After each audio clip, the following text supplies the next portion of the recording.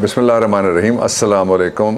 दुनिया भर में जहाँ कोई एक भी पाकिस्तानी है वो है मेरे लिए एक छोटा पाकिस्तान, और बैरून मुल्क मुकीम पाकिस्तानी जितने भी ख़वातीन व हज़रात हैं, मुस्लिम उम्मत समेत, सब की खैर अल्लाह रब्बुल इज़्ज़त आपको हिफ्ज़-ओ अमान में रखे और कुल आलम की भी खैर।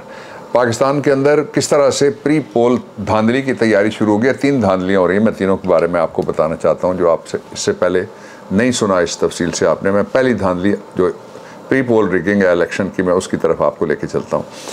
ये एक आप लोग कई दिनों से ख़वातीन व हज़रात मुझे कह रहे हैं कि जी EVM और आई वोटिंग के हवाले से बात करूँ, वो मैं बाद में करता हूँ, लेकिन मैं एक शॉर्ट सा मैसेज है ये आपके लिए पढ़ता हूँ।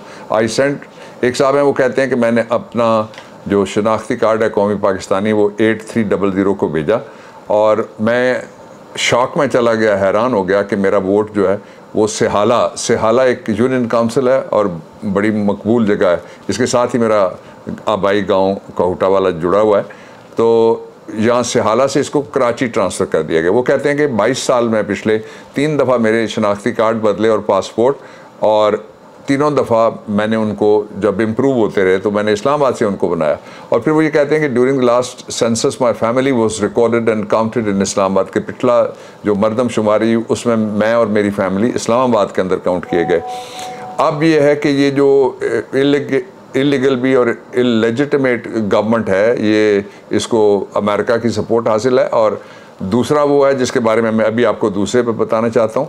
इन्होंने जो EVM और आई वोटिंग के हवाले से कानून साजी पाकिस्तान में करवाई है, वो ओवरसीज़ पाकिस्तानी, एक तो उनके डॉलर ठीक हैं लेकिन उनके वोट ठीक नहीं हैं, वो पैसे बेचते रहे वो दुरुस्त है, लेकिन उनको हम इक़्तिदार में शरीक नहीं करेंगे। एक ये पहलू उसका हो गया। और दूसरा ये है कि ये जो फैशिस्ट नालायक और गासिब हुकूमत है जो काबिज़ है इक़्तिदार पे, उसने शुरू कर दिया है एक और काम।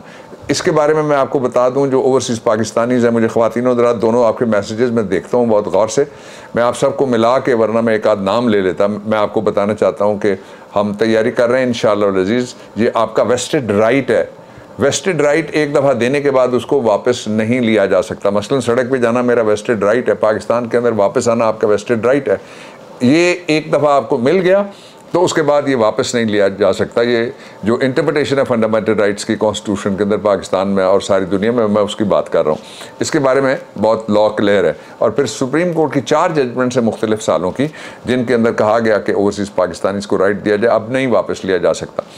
ये हो क्या रहा है जिसकी वजह से ये सारा काम उनको करना और इमरान खान का रास्ता रोकना और पहले उसको एक साइफ़र के ज़रिए से और ख़त के ज़रिए से निकालना। इसके पीछे कौन है? मैं कुछ चेहरे बेनकाब किए आज इमरान खान ने, मैं भी कुछ चेहरे बेनकाब करना चाहता हूँ। पहली बात यह है कि इससे पीछे अमेरिका की ये ख्वाहिश है कि मुस्लिम दुनिया सारी की सारी जो है वो इसराइल को तस्लीम कर ले।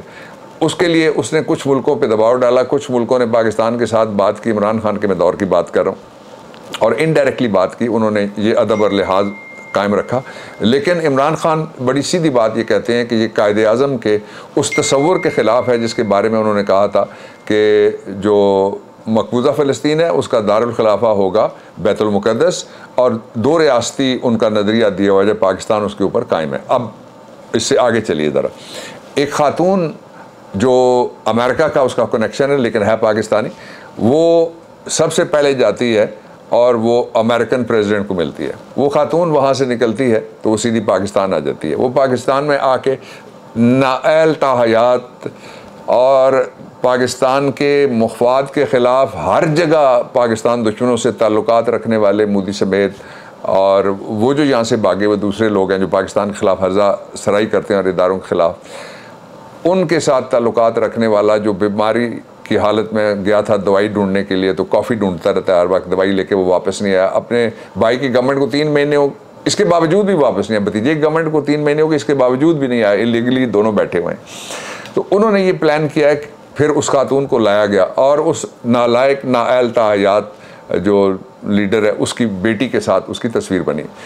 फिर उसके बाद एक उनके मिनिस्टर के साथ बनी, फिर एक और मिनिस्टर के साथ वो तस्वीर बनी। यहाँ से वो वापस जाती है तो वो सीधी प्राइम मिनिस्टर को मिलती है जाके इजराइल की।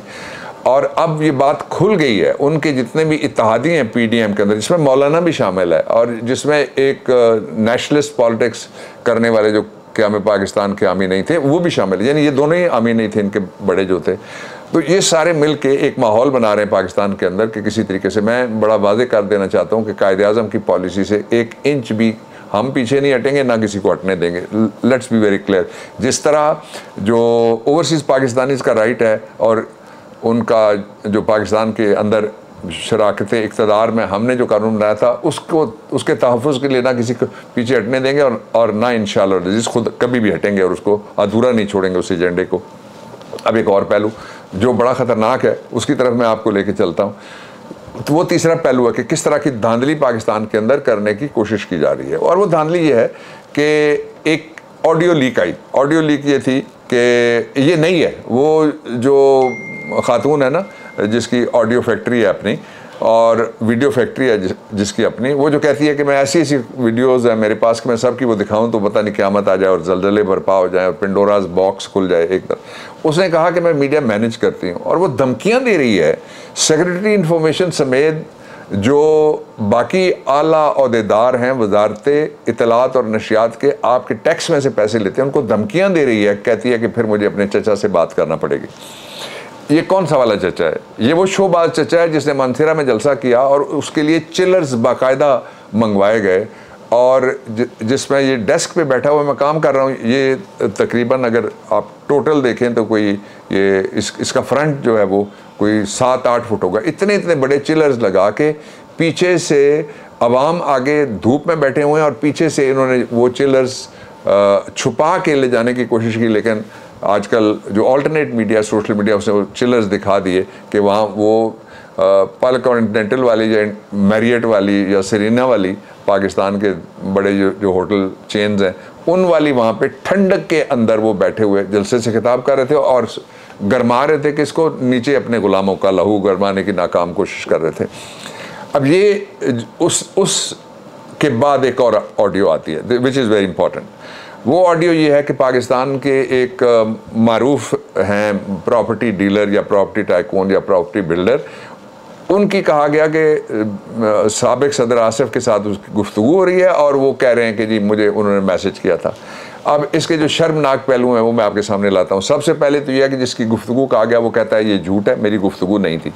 ये इनका झूठ इसलिए माना जा सकता है कि जो साबिक चीफ जस्टिस मियां साकिब निसार की भी उन्होंने ऑडियो इसी तरह की घड़ी थी। ऑडियो ये है कि मिसाल के तौर पे कोई 2 बंदे लंदन में बैठ के या कोई 2 बंदे पेरिस में बैठ के या कोई 2 बंदे सियाले में बैठ के या कोई 2 बंदे तलागंग में बैठ के या कोई 2 बंदे खुजदार में बैठ के या कोई 2 बंदे जमाजोला में बैठ के वो ये गुफ्तगू करें। एक कहे कि मुझे बाइडन ने आज मेरी बड़ी मिन्नतें की हैं और दूसरा कहे यार कमाल हो गया, कोई अजीब इत्तफाक है, जो मैक्रोन है उसने भी मेरी बड़ी मिन्नतें की हैं। तो ये उनकी आपस की गुफ्तगू है। लेकिन वो उनमें से एक आदमी कहे कि ये झूठी ऑडियो है तो फिर इस पर गुफ्तगू मज़ीद करनी चाहिए, जहाँ ना शर्म है ना हया है, सिर्फ लिफाफे लिफाफियाँ और टोकरें हमारी ये गुफ्तगू अभी भी चल रही है। उन्होंने ट्वीट कर दी और तरदीद की इस बात की और साथ लिखा कि फ़लाँ को शर्म आनी चाहिए जो ये बातें कर रहा है। ये इसका मैं एक पहलू आपको बताया।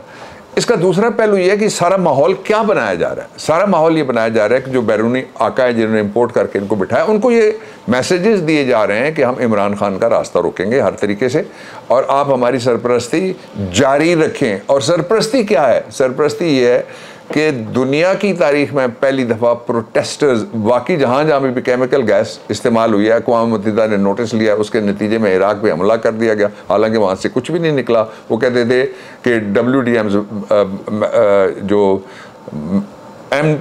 बल्कि मैस डिस्ट्रक्शन वेपन्स MDWs वो निकल आए। अच्छा, फिर एक और पहलू इसका जो है वो भी बड़ा ख़तरनाक है, जिस तरफ ये ले जाने की कोशिश कर रहे हैं। आज जो ताजरों के हौजरी बनाने वाले, ये जिसमें कपड़े हैं, जिसमें जुराबें हैं, जिसमें बनियानें हैं, जिसमें टोपियाँ हैं, सर्दियों के बच्चों के कपड़े, वो सारी हौजरी इसको कहते हैं।